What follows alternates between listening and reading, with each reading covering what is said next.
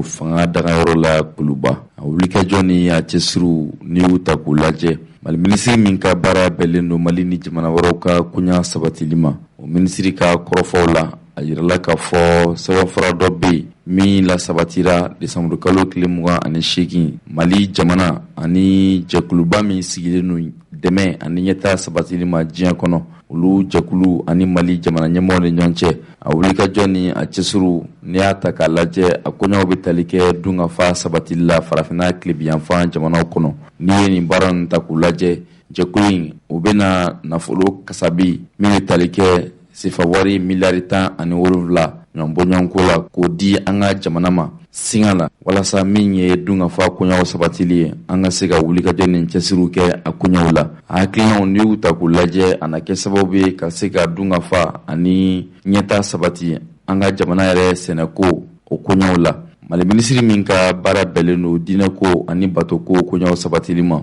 u ka hakilina ni laɲiniw na, Mali minisiriw ka ladala sigi la, a yirala k'a fɔ min ye jɛkulu dɔ ye, o fana bɛna bila sen kan. O jɛkulu ninnu olu ka baaraw bɛna tali kɛ hakilina minnu na, olu de filɛ nin ye. An ka jamana marabolo n'i ye o koɲaw ta k'u lajɛ, o diinɛko ani batoko ani ladalako koɲaw ɲɛnabɔli ma. Hakilina ni laɲiniw y'a yira k'a fɔ san 5 nata ni jɛkulu n'a sigila sen kan, na kɛ sababu ye diinɛko, batoko ani ladalako olu koɲaw ka se ka sabati an ka jamana kɔnɔ. Mali minisiriw ka ladala sigi na kunnafoniya dɔ bɔra ka lase, kunnafoniya min bɔra an ka kɛnɛya ani ɲɛtaa minisiri yɔrɔ n'o ye Jaminatu Sangare ka ɲɛfɔli kɛ coronavirus koɲaw yɛrɛ la. A ko dɔgɔkun tɛmɛlen coronavirus yɛrɛ maa minnu na n'i y'a sanga nin dɔgɔkun in ma, i b'a ye k'a fɔ dɔ bɛ ka bɔ a la. Kɛra sababu ye jamana ɲɛmaa Colonel Assimi Goïta a y'a ɲini jamana kɔnɔdenw fɛ an ka sariyaw labato, sariya minnu bɛ kɛ sababu ye ka se ka coronavirus bana yɛrɛ ka ban ka bɔ an ka jamana kɔnɔ.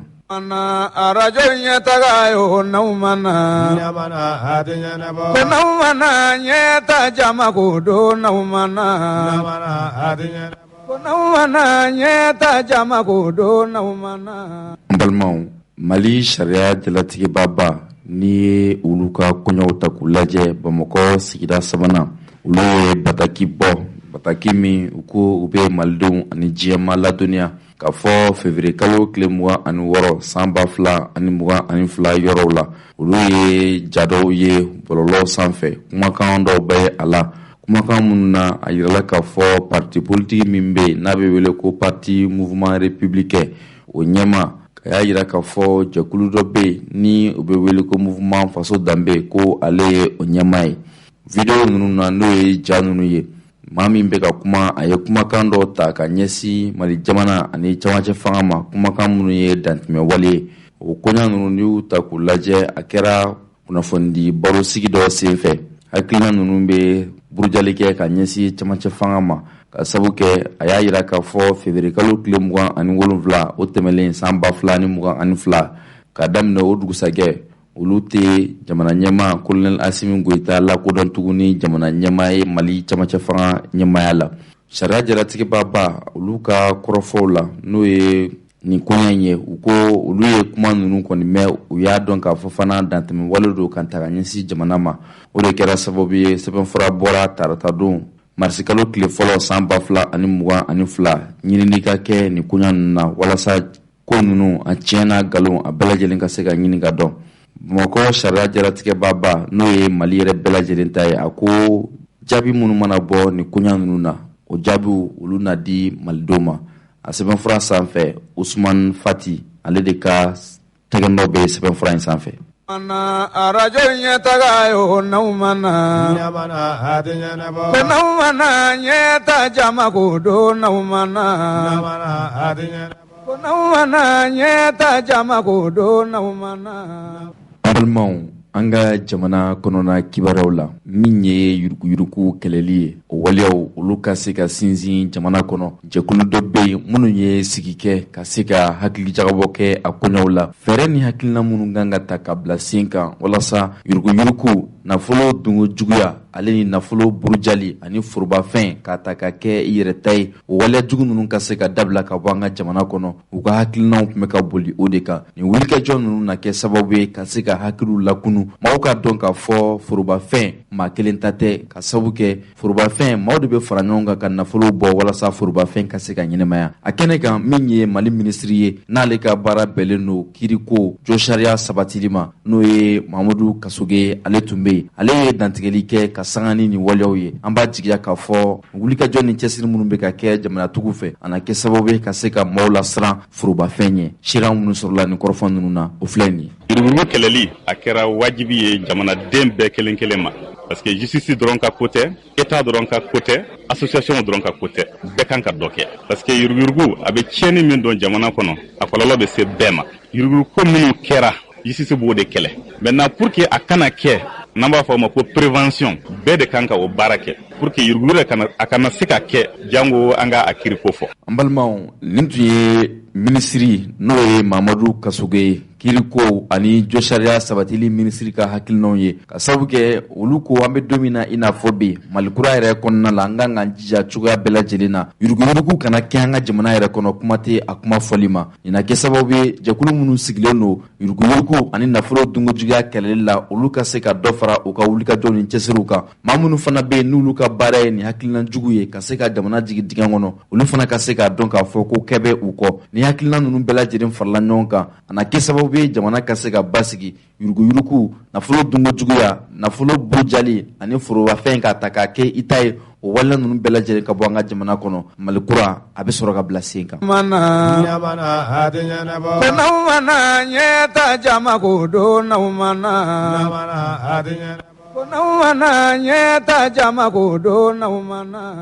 An lamɛnbaaw an ka finitigilakaw olu ka jɛkulu kɔnɔna la jɛkulu min sigilen don ka se ka jamana kɔnɔdenw k'u lakana ani k'u niw lakisi n'an b'o wele ko protection civile maa caman b'a dɔn sapeur pompier maaw la olu ka don a bɛ ɲɛnɛmaya marisi kalo tile fɔlɔ Mali kɔnɔ yan a ɲɛnɛmaya la a wulikajɔ ni a cɛsiriw kɛnɛ kan min ye an ka minisiri ye minisiri min ka ko bɛnnen don jamana yɛrɛ kɔnɔna lakanako ani jamana kɔnɔdenw kɔrɔsili ma ni o ye Dawudu Muhamɛdi ye ale tun bɛ a kɛnɛ kan ka se sapeur pompier ɲɛmaabaw ma ni hakilina ninnu bɛ bila minɛ min kɔnɔ dɔwɛrɛ tɛ an bɛ don min na i n'a fɔ bi malikura jɔli baaraw la min ye sapeur pompier maaw ye u ka wulikajɔ ni cɛsiri ka bon kosɛbɛ dugukɔnɔnaw la adamadenw kisili baaraw la ale ni san tɛmɛlen fana la min ye san 2021 baara minnu kɛra sapeur pompier maaw fɛ minnu kɛra sababu ye ka se ka maaw la kisi i n'a fɔ sirabaka kasara i n'a fɔ tasuma mɛnɛna yɔrɔ minnu na ka se samiya fana mana don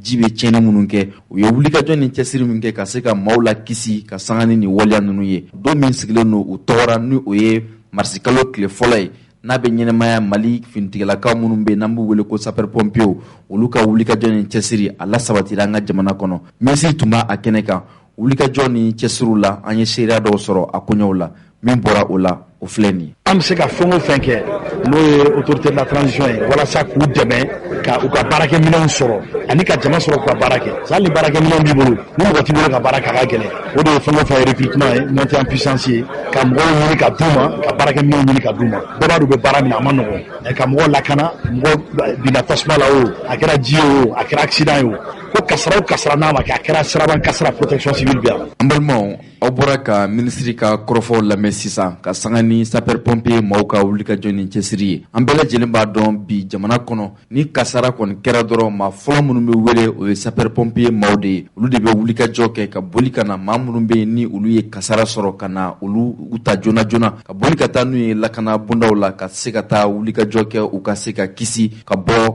kɔlɔlɔ ninnu bolo u ka wulikajɔ ni cɛsiriw n'i y'a baara ta k'a lajɛ a ka kan min ye jamana kɔnɔdenw ye u ka se ka sapeur pompier maaw dɛmɛ u ka baaraw kɛcogoya la o tɛ dɔwɛrɛ i n'a fɔ ni kasara kɛra kunnafoniya sanuma ale ni yɔrɔ ka cogoya ɲɛfɔ kosɛbɛ pereperelatigɛ kɛ sapeur pompier maaw ye min bɛ kɛ sababu ye u ka wulikajɔ ni cɛsiri ka se ka kɛ joona ale ni an bɛ sirabaw sanfɛ n'an ye u natɔ ye fana an k'an jɛgɛ ka sira d'u ma u ka se ka teliya ka taa niw la kisi ni wulikajɔ ni cɛsiri u bɛ k'a kɛ an jamana kɔnɔdenw de ye ka sababu kɛ u bɛ an jamana kɔnɔdenw ka baara de la wulikajɔ ni cɛsiri min bɛ ka kɛ sapeur pompier maaw fɛ an b'u fo k'a ɲini ala fɛ ala ka baara ɲɛ u bolo wa malikura ka taa ɲɛ sapeur pompier maaw fana sen b'a la. Ko n'aw mana ɲɛ ta jama ko don n'aw mana ko n'aw mana ɲɛ ta jama ko don n'aw mana. An balimaw an ka cɛmancɛ fanga a baara tacogoyaw la an bɛ aw ladɔnniya k'a fɔ min ye yɛlɛmaw ye o dora a tacogoyaw la ka sabu kɛ wasabulon maaw sɛbɛnfura kɔntun dira u ma u ka se ka sɛbɛnfura in ka sɛgɛsɛgɛ ka ɲɛ yɛlɛma kura minnu kan ka don cɛmancɛ fanga tacogoya la n'an b'a fɔ ko charti o kɔɲɔw ka se ka labɛn wasadenw fɛ a wulikajɔ ni cɛsiriw la a kɛla kumaba dɔw ye min ye o de ye cɛmancɛ fanga janya hakɛ ka se min ye jamana ɲɛma dankan ye n'an b'a wele ko vice président o jɔyɔrɔ ka bɔ cɛmancɛ fanga tacogoya la ale ni hakilina wɛrɛw nka n'i ye nin koɲa ninnu bɛɛ lajɛlen ta k'a lajɛ a kɛra sababu ye ɲɔgɔn faamuya ma sabati jamana fan dɔ fɛ ka sababu kɛ jamana kɔnɔdenw dɔw y'a jira k'a fɔ ko cɛmancɛ fanga tigilamaw ko u ye charti u ye a labɛn k'a sɛgɛsɛgɛ k'a nafa lase u yɛrɛ ma ka sababu kɛ an bɛ don min na i n'a fɔ bi maa caman yɛrɛ kɔni bɛ ka laɲini n'o ye parti politique maa dɔw ye ko kalafili ka kɛ ten joona min ye fanga ye a ka segin ka di jamana kɔnɔden gansaw ma nka n'i y'a ye k'a fɔ yɛlɛma bɛ ka don cɛmancɛ fanga tacogoyaw la n'a sigisenw na ko laɲini wɛrɛ tɛ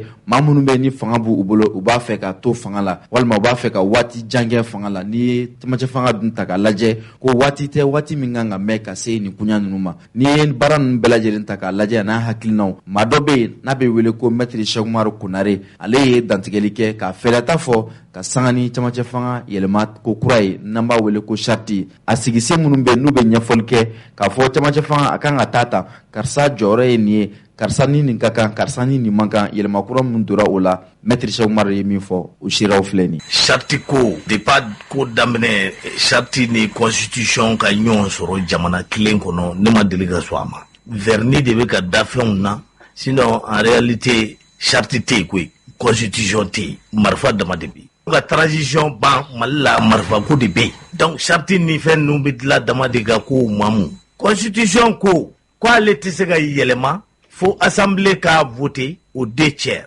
assemblée bɛ yan charti b'a dafa cogo di alors constitution ko ale tɛ se ka yɛlɛma fo référendum ka kɛ o référendum kɔrɔ de ye ka vote dɔ organiser de sorte que population ka ɲininka yala aw sɔnna constitution kura ma wa o si ma kɛ donc charti de taara dɔrɔn mɔgɔ jumɛnw y'a ta e ma taa ne ma taa a dun fɔra ko peuple malien vote dun ma kɛ donc a taara cogo di hali o mɔgɔ minnu y'a ta olu tɛ se ka yɛlɛma a fɔra de ko président de transition de bɛ se ka a yɛlɛmali demander donc o kɔrɔ ye de an bɛ dresse ɲagami de la o lielen do du fait que coup d'état de kɛra fanga de bɛ yen donc jusqu'à ce que élection ka kɛ président kura ka sigi an bɛ dresse ɲagami de la donc min sɛbɛnnen do a t'i respecter bi a t'i respecter sini a bɛ yɛlɛma cogo min n'o ye faamaw diya jusqu'à ce que élection ka kɛ donc minnu bɛ mankanci la ko wayi charti bɛ yen dɛ constitution ko ta manamanakanw de don quoi an bɛ min na coup d'état de kɛra marifatigiw de bɛ yen jusqu'à ce que élection ka kɛ anti démocratie la bilen o ye ne ka avis ye. an balimaw nin tun ye maître Cheikh Umaru Konare ka kɔrɔfɔw ye ka sanga ni cɛmancɛ fanga a janya ale ni a sigisenw olu tacogow ye ka da ni waleya ninnu fana kan min ye Maliki Konate ale fana ye a hakilina ni a fɛɛrɛtaw fɔ ka sanga ni charti yɛlɛmali ye wasaden maaw fɛ seereya minnu sɔrɔla ale ka kɔrɔfɔw la an ka jango fana lamɛn ɲɔgɔn fɛ. Chaque fois a bɛ fɔ ko vie la constitution vie la charte mais i tun bɛ taa sɔrɔ k'a fɔ ni fila bɛɛ lajɛlen sɔsɔlen don maintenant sisan u ye kura minnu ta an bɛ se k'a fɔ ko ye base juridique dɔ ye bi-bi in na i bɛ se k'a fɔ an b'an tigɛ sɔnni o ko la mais tigɛ sɔnni bɛ kala an ye jurusigi wɛrɛw ɲininka minnu bɛ yen k'a fɔ k'u ye sariya ɲɛɲini k'a dɔn an y'u ɲininka bi-bi in na Assimi ka prestation serment ko a bɛ kɛ cogo di parce que président bi a ye kale k'i signé de sɛbɛn dɔ kan ani wagati dɔ kɔnɔna na cour suprême ɲɛkɔrɔ a y'i kale k'i signé wagati dɔ de kan n'o ye kalo 18 ye n'o tun banna le 27 février donc an ko o kɔfɛ yala prestation serment ko bɛ cogo di o ko y a une bataille juridique o b'o yɔrɔ la o ye kelen ye filanan fɛnɛ ye jumɛn ye charte yɛlɛmana k'a fɔ ko délai ko la délai ko ma di maintenant ni délai ko ma di président bɛna ta a yɛrɛ ye cogo di ko président b'a ta par décret présidentiel o b'a ta décret président o bɛna mandat dɔ ta k'o suma k'o da a yɛrɛ ma wa hali n'a fɔra k'a fɔ k'a ni communauté internationale bɛ sigi nka je crois que min y'a sɔrɔ k'a fɔ ko charte tun bɛ yen u ye cour constitutionnelle saisi cogo min na bandaw minɛlen kɔfɛ je pense que u tun bɛna cour constitutionnelle saisi o cogoya kelen na k'a fɔ délai sera nka anw bɛ yan waati min élection ma se ka organiser juridiquement a kan ka kɛ cogo di n'a fɔ u y'a kɛ bandaw ta la fo cour constitutionnelle ye jaabi d'u ma k'a fɔ ko Assimi bɛ se ka bandaw nɔrɔ labila n'o ma kɛ Zeni ta la CNT jamana tɔw la olu bɛ ka dɔ k'u ta la Burkina je crois que 53 ou 55 ale ta saratiw ye Guinée olu ta ye 88 ye olu fɛnɛ ka fɛn réduilen don mais anw ta ye 121 an tilanko tun k'o sama ka taa 147 la même salaire $240,000 donc au mun fɛnɛ filɛ nin olu pour que olu tɛ se k'a fɔ transition kɔnɔna don gɛlɛya bɛ jamana kɔnɔ an tɛ régime normal kan donc an ka kɛ 100 sara la an bɛ 50 bin ka bɔ yen hali n'an tɛ se ka 80 bin ka bɔ yen sa nka an ka 50 bin ka bɔ yen an ka 50 ta ko président ka fond de souveraineté la $150,000 au $150,000 la k'a ye dɔ b'o la ko o kɛ ko a ji dilan oui ji dilan c'est bien a ka ɲi mais président ka baara t'o ye o ministère sigilenw kama kɛrɛnkɛrɛnnen ma ministère de l'énergie et de l'eau ministère so min sigilen don jiko maliyɛnw bɛ se ka ji ɲɛnama sɔrɔ cogo min na k'a min u sigiyɔrɔ la le premier ministre la même chose pourquoi o fana tɛ dɔ bɔ a ta la pourquoi le président de l'UCNT o fana tɛ dɔ bɔ a ta la mais ni bɛɛ y'o ta aw ko jamanadenw ka diya kan maintenant chaque yɛlɛmana a ye dɔ fara aw ko gouvernement fana bɛna dayɛlɛ ni gouvernement dayɛlɛ a bɛ kɛ cogo di mɔgɔw bɛ fara kan dɔ bɛ fara dépense kan bi min na sanction binnen don jamana kan aw fɔra ko jamanadenw ka CNT siri ko jamanadenw ka gɛlɛya kun n'i y'a sɔrɔ sukaro tun ye dɔrɔmɛ 10 kan an bɛ se k'a san 30 kan ka gɛlɛya kun parce que Mali kura ko don mais pourquoi eux-mêmes ils peuvent pas faire la même chose ka dɔ b'u ka réduction de train de vie kɛ anw ka impôt de bɛ fara ɲɔgɔn kan k'a di u ma. arajo ɲɛtaga yo n'aw mana ko n'aw mana ɲɛta jama ko don n'aw mana. An balimaw sifinlakaw ka jɛkulu dɔ bɛ an ka jamana kɔnɔ minnu ye hakili jagabɔ kɛ ka ɲɛsin finitigilakaw ma u ka baaraw la n'i y'a ta k'a lajɛ a bɛ tali kɛ dɛmɛ ni hakilina ɲumanw na ka ɲɛsin jamana kɔnɔdenw ma u ka o ta ka an ka finitigilakaw sɛgɛrɛ ka sababu kɛ u ko waati tɛmɛna gɛlɛya caman tun bɛ an ka finitigilakaw kan nka an bɛ don min na i n'a fɔ bi ka sanga ni fanga yɛlɛmali ta cogo kura ye an bɛ don min na i n'a fɔ bi wulikajɔ ni cɛsiriw ani hakilina ɲuman dɔ faralen don a kan ka finitigilakaw yɔrɔ mun kɛlen bɛ sababu ye ni lakana bɛ ka se ka lasabati u ka seereyaw an ka jango lamɛn ɲɔgɔn fɛ. An ka baara labɛn parce que an yɛrɛ denmisɛnnin an fana jeune jɛkulu min sigilen don donc an y'a ye gɛlɛyaba de tun bɛ maliyɛnw kan fɔlɔfɔlɔ tile la donc maliyɛn an y'a ye bɔra ka nɔnbolo déplacé minnu bolilen don donc n'o fana kɛ n'o réfugié jamana wɛrɛw la donc an y'a ye fɔlɔ an ka sɔrɔdasiw fana tun bɛ sa u kun janfalen don jamana wɛrɛw fɛ k'a kɛ i n'a fɔ kɛlɛ wɛrɛ tun bɛ yan k'a sɔrɔ kɛlɛ kun tɛ foyi ye k'a fɔ jamana wɛrɛ ka janfa kɛlɛ de kun don donc sisan an y'a ye sɔrɔdasi jɛkulu wɛrɛ nalen don sisan olu kɛlen k'u bolo di ɲɔgɔn ma ka baarabaw kɛ donc minnu bɛ an ka armée fanga yɛlɛ sanfɛ donc n'an b'a fɔ o ma ko la montée de l'armée en puissance donc o de y'a to an ye hakilina ɲini donc an fana tɛ se ka segin kɔ f'an ka ninnu fana wele donc k'an ka nisɔndiya y'u la ka y'u la an b'u soutenir donc an b'u kɔ bi an b'u kɔ sini. fɔlɔ a bɛ kalo 3 bɔ an ka minisiri n'a tun bɛ weleli minnu sɔrɔ telefɔni na weleli mɔgɔw tun b'a fɔ de ko aw ɲɛ tɛ marifa mankan n'an kunna mais bi u b'a fɔ de ko an bɔtɔ filɛ nin foire la o sababu sɔrɔla an ka finitigiw fɛ o de la an ko k'an b'an ka finitigiw fo sabula maa fɛn min b'i bolo n'o ka gɛlɛn i bolo fɛn bɛɛ o ye nin ye olu ko k'u b'u nin di an kama n'o o kɛra mɔgɔ ka sɔrɔ la denmisɛnninw na k'a fɔ k'u bɛ tasi bila kɛ ka t'olu ma an tɛ se ka dɔwɛrɛ kɛ ne foli tɛ k'a f'u ye fɛnɛ ko u ye hakilina min ta ka ɲɛsin an ka tenitigiw ma u ye prix minnu di prix ninnu bɛɛ kelen kelen k'a daminɛ Ciwara la ka taa Mali drapeau la ka taa Waraba la nin bɛɛ bɛ cɛfarinya de fɔ an ka jamana kɔnɔ ninnu tamaserew ye tamaserebaw de donc o tamaserew ta k'o kɛ tasi bila ye ka ɲɛsin an ka finitigiw ma vraiment an b'aw fo o la. ko n'aw mana ɲɛta jama ko don n'aw mana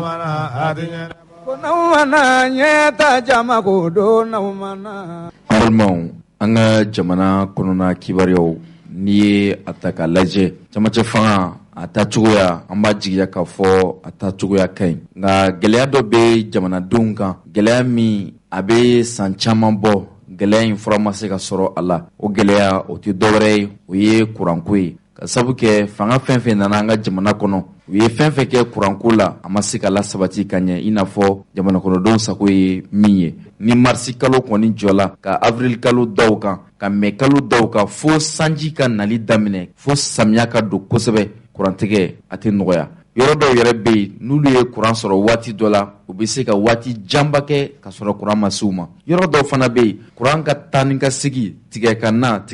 a bɛ kɛ sababu ye ka maa caman yɛrɛ mago sa. N'i ye jamana in ta k'a lajɛ bi maa caman de bɛ yen minnu ka sɔrɔ a gulolen bɛ kuranko la. Kurantigɛ min bɛ yen n'a bɛ ka kɛ a kɛlen bɛ sababu ye ka futinɛ ani furukufuruku la sabati maaw dusukun na ka sababu kɛ waati tɛmɛna a ma mɛn kosɛbɛ. Jamana kɔnɔna na an ye moteur belebeleba dɔw photo ye k'a fɔ ko moteur ninnu nana minisiri yɛrɛ tun b'a kɛnɛ kan u y'a fɔ ni moteur ninnu baara daminɛna n'a bilala sen kan ko ɲinan kɔni an b'a jigiya k'a fɔ kurantigɛ banbali min bɛ ka kɛ ko jamana kɔnɔdenw bɛ kisi a ma nka an b'a jigiya k'a fɔ o waleya ninnu u na o jija joona joona ka se ka o waleya ninnu bila sen kan ka sababu kɛ bi bɛ se ka kɛ a tile 3 m'a dɔ tile 4 ye Bamakɔ sigida dɔw la kuranko kɛlen bɛ kasara ye kosɛbɛ ka sababu kɛ n'u ye kuran sɔrɔ waatini a bɛ tigɛ ka janya kosɛbɛ. Ni waleya ninnu n'i y'u ta k'u lajɛ jamana kɔnɔden dɔw ye dantigɛli kɛ ka sanga ni énergie ka lahalaya in ye ani ka kumakanw bɔ ka ɲɛsin jamanatigiw ma ka sanga ni kuranko gɛlɛya ye o seereyaw an ka jango lamɛn ɲɔgɔn fɛ. Kurantigɛ ka ca vraiment sinon la fɔlɔ la yan yɛrɛ kuran kun tɛ tigɛ semaine kɔnɔ ni siɲɛ kelen tɛ o kun ye samedi ye mais n'a tigɛra kun tɛ tile yɛrɛ kɛ a bɛ na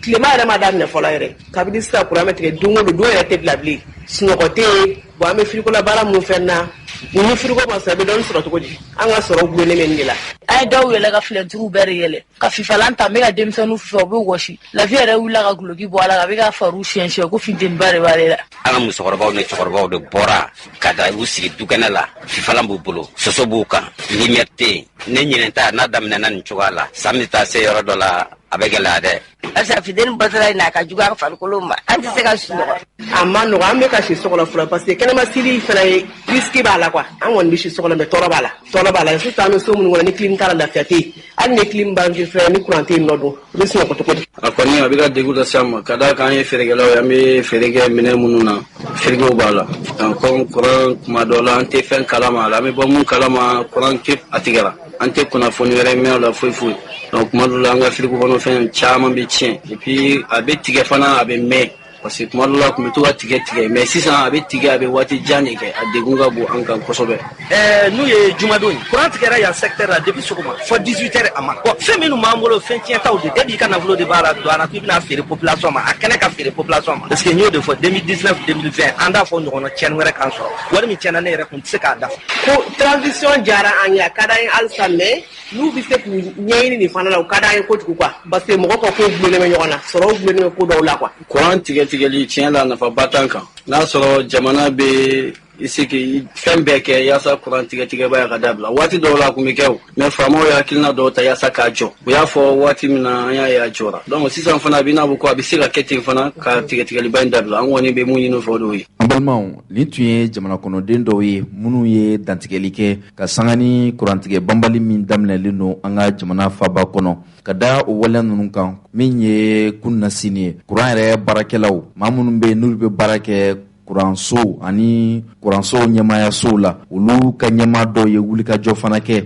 ka taa u ɲɛda kuran yɛrɛ bɔyɔrɔw kan wulikajɔ ni cɛsiri ninnu senfɛ u y'a yira k'a fɔ u ka kɔrɔfɔw la ko fɔlɔ kuran fanga de tun ka dɔgɔ ka ɲɛsin jamana kɔnɔdenw ma nka k'an bɛ don min na i n'a fɔ bi ko kurantigɛ min bɛ yen ko a sababu tɛ o la u ko u ka kɔrɔfɔw la min ye garabali ye jamana faaba la falajɛ garabali min ye tasuma ye tasuma dɔw kɔni tun mɛnɛna o yɔrɔ la n'a kɛra sababu ye ko tasuma sera kuran filiw ani kuran poto dɔw ma ko o kɔlɔlɔw olu de kɛlen bɛ sababu ye kuran tigɛtigɛ bɛ sen na ka sababu kɛ ko u bɛ o baaraw la nka seereya ninnu an ka jɛ an ka a mɛn Fili Fofana yɛrɛ da ni ale ye kuran baarakɛla ye. Kurantigɛ minnu bɛ ka kɛ kɔsala in na sisan an bɔra yɔrɔ min na garabali yɔrɔ la Falajɛ donc ntɛnɛndon kurantigɛba dɔ kɛra kuran tigɛra Bamakɔ dugu kɔnɔ ani Selenge Yanfolila Welesebugu Kulukoro et Kati o kurantigɛ sababu kɛra tasuma mɛnɛ dɔ de wulila an ka kuranjuru kɔrɔ kuranjuru haute tension o ligne min bɛ Kalabankoro ani Sirakɔrɔ cɛ donc tasuma mɛnɛ in wulilen a ye kuran kabulu dɔ bin o kɛra ntɛnɛn sufɛ donc dugu jɛlen tarata don mɔgɔw ye baara kɛ mɔgɔw sigilen b'a kɔrɔ la pour que an ka se ka yɔrɔ sɔrɔ u bɛ se ka baara kɛ cogoya mun na mun ye semafo mɔgɔw ye ani EDM techniciens olu farala ɲɔgɔn kan ka yɔrɔw labɛn machine baw ɲinina y'a dɔn an bɔla aw yɛrɛ y'a ye cogo min na u ye yɔrɔ dégager donc o baaraw kɛla ntɛnɛn don câble mun tigɛla ka ben ka o minɛnw fana labɛn pour que baara bɛ se ka kɛ nka u y'u fanga fara ɲɔgɔn kan ka jɛ ka baara kɛ ɲɔgɔn fɛ ka se fɔ su jansanlen ma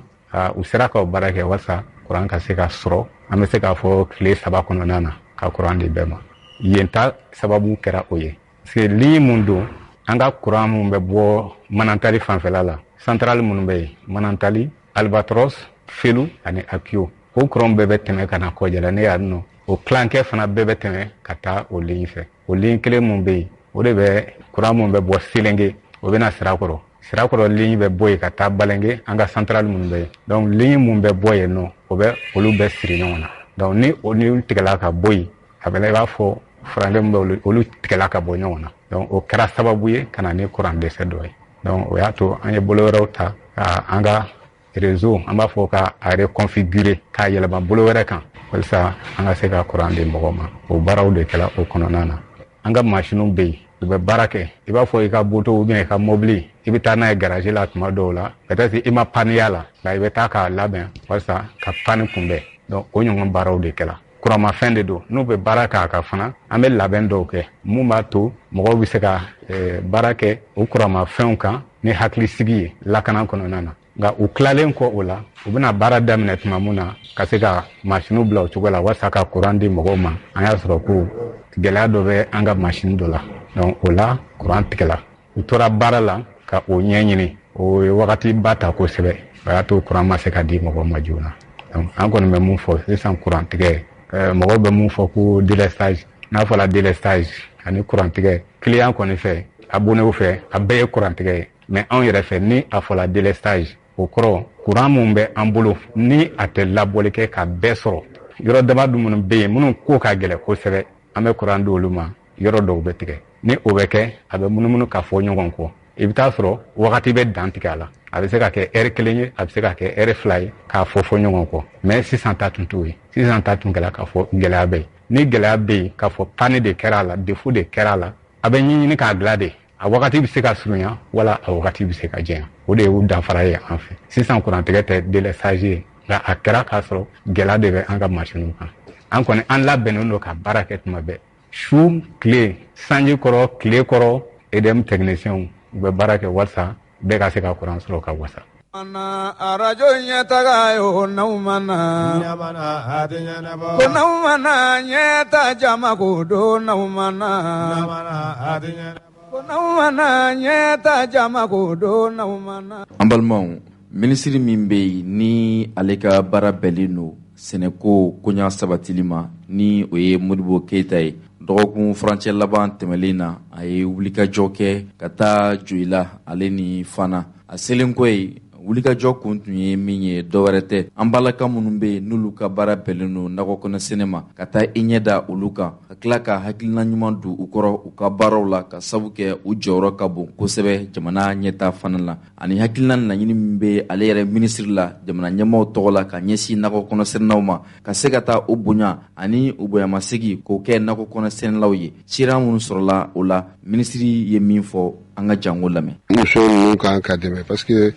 u bɛ baara kɛ samiya fɛ u bɛ baara kɛ ni samiya tɛmɛna u tɛ to so u bɛ na foro la yan ka essayer ka saladiw ni siw ni fɛn caman dilan ka a feere pour que ka dɔ fara du sɔrɔ kan mais an nana fana u y'u ka fɔ ko u ka baara kɔrɔ gɛlɛyani dɔw b'u kan an bɛna hakili to a la ni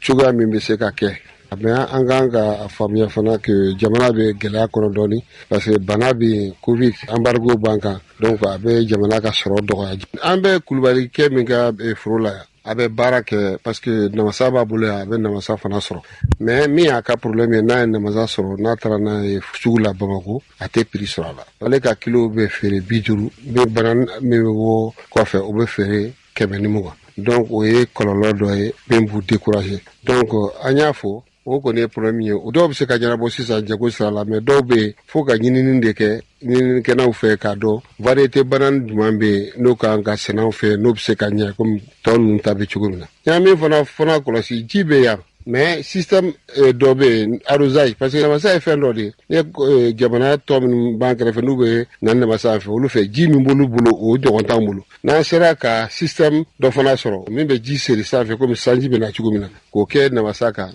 o bɛ se ka an ka namasa qualité fana ye. arajo nyataga yo naumana nyamana adinya nabo ko naumana nyata jama ko do naumana nyamana adinya ko naumana nyata jama ko do naumana ambalmaw sigikafɔba min kɛra an ka jamana kɔnɔ ni a daminɛna togodaw la ka na kuncɛ jamana faba la n'an b'a wele ko assise nationale de la refondation a baaraw kuncɛlen kɔfɛ a yirala k'a fɔ jɛkulu dɔ bɛna sigi jamana kɔnɔdenw tɔgɔ la n'an b'a wele ko société civile minnu bɛna hakili jagabɔ kɛ ka ɲɛsin nin baara in a ɲɛta n'a kɔlɔsili ma a wulikajɔ ni a cɛsiriw n'i y'u ta k'u lajɛ seyidu patrice danbele ale ye dantigɛli kɛ ka sanga ni hakilina ninnu ye ale ka seereyaw an ka jango lamɛn. Elhadji Seydou Patrice Dambélé, chevalier de l'ordre national du Mali. Mais ñemgo fo, mi le président de la transition, colonel Assimi Goïta, anaga jama, anaga premier ministre, anaga ministre. Ube chesiri mina, malien ube, ngatu uko malika tanyi.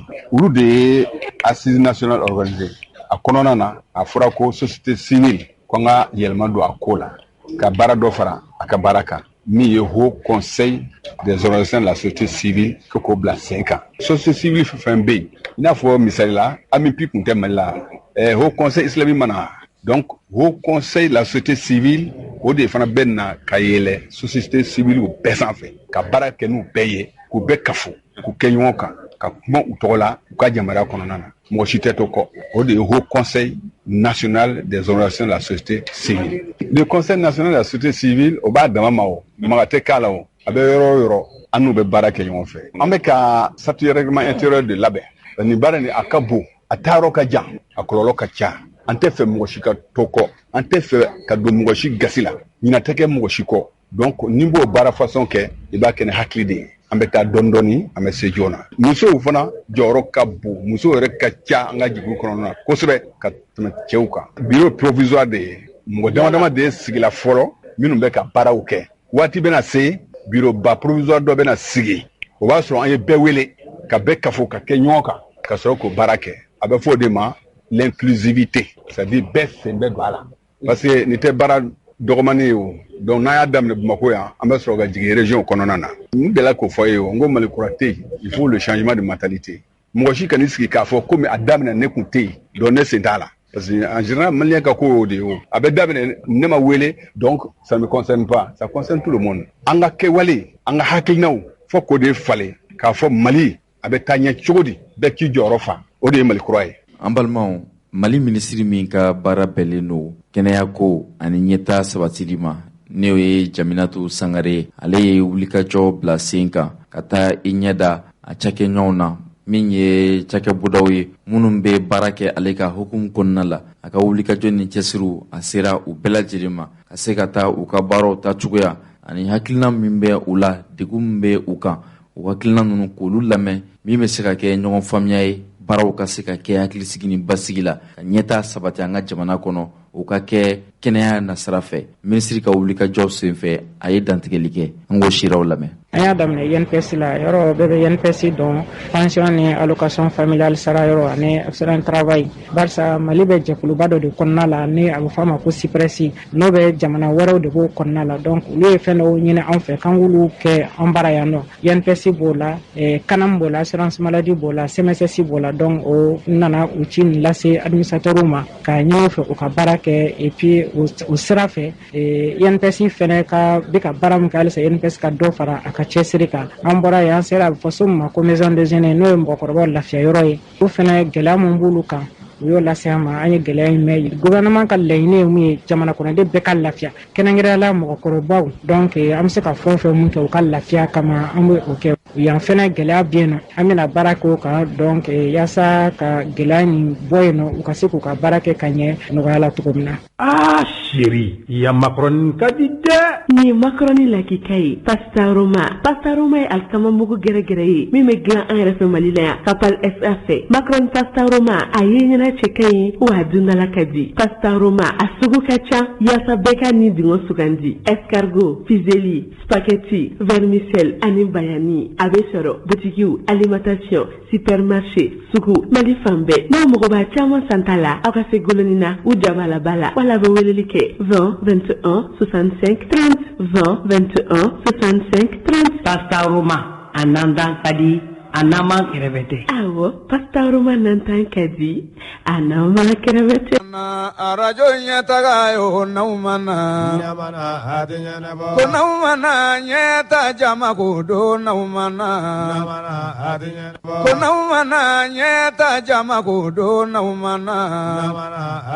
An balimaw Kati marabolo kɔnɔna la an b'aw ladɔnniya k'a fɔ kununko min ye sigidɔ ye kunnafoni baro sigila Kati kaw fɛ a hakilina ni laɲiniw bɛ ka tali kɛ min kan o ye Kati mairie ko gɛlɛya bɛ a kɔnɔ a baaraw ta cogoya a ma kɛ maa dɔw sago ye u ye dantigɛli min kɛ an ka jango siraw lamɛn. K'a yira mɔgɔw la clairement et nettement mun y'an se yan bi mun na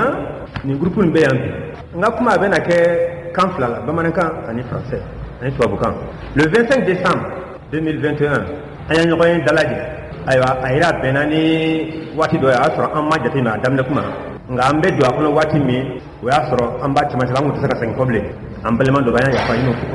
ɲini kɛw fɛ ka sababu kɛ bɛɛ tɛ diinɛ kelen na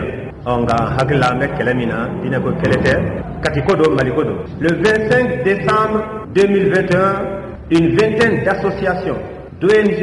de syndicats, de membres de la société civile, de chefs de quartier et de leaders religieux, on s'est retrouvés au conseil du cercle de Kati. Au conseil du cercle de Kati, Alou Badra Sangaré, il a défendu bec et ongle le bilan de ce qu'il a fait. Et en conclusion, par rapport à des chiffres qui sont très clairs et nets, 50 millions et quelques, je vais donner des détails plus tard, de l'ANCIT avait été attribué à la mairie pour le paiement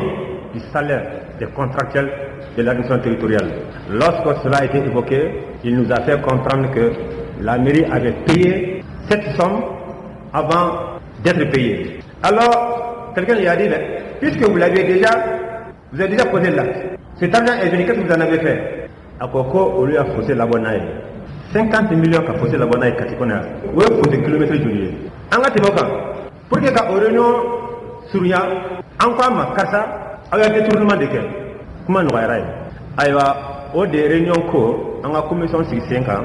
comment nous ferons au conon, ou comment nous en a kaitini, en cas la fama,